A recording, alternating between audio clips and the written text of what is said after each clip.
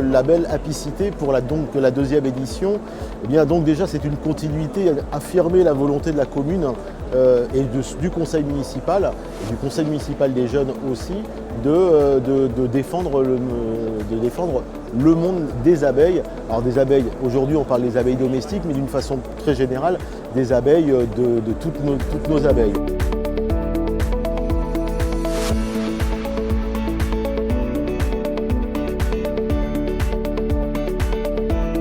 Je pense que c'est important de soutenir toutes les actions. Je pense que la commune a un rôle important à jouer dans le soutien des actions que lance l'UNAF.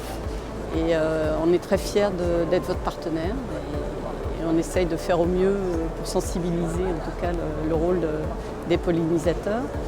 On fait beaucoup de sensibilisation auprès des écoles, auprès des personnes qui sont capables de véhiculer un message aussi. Ça c'est important.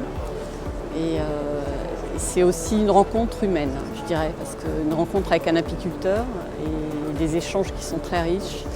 Et ce qui est très agréable aussi, c'est de voir la petite lumière qui s'allume dans le regard des enfants quand il intervient dans les écoles maternelles. Rien que pour ça, c'est formidable.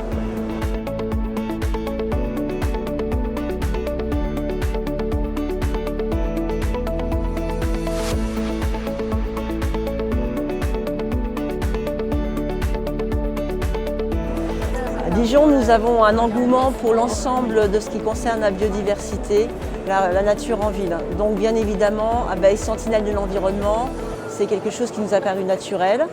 Nous avons aussi la chance d'avoir un réseau dense d'apiculteurs professionnels et d'associations d'apiculteurs amateurs.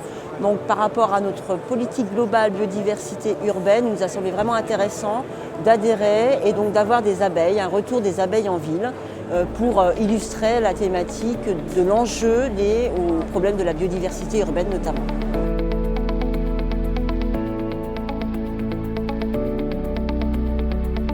Donc l'Agrigonnet a été récompensé par le label Apicité 2 abeilles par son implication dans le développement durable, la prise responsable d'arrêter contre les néonicotinoïdes.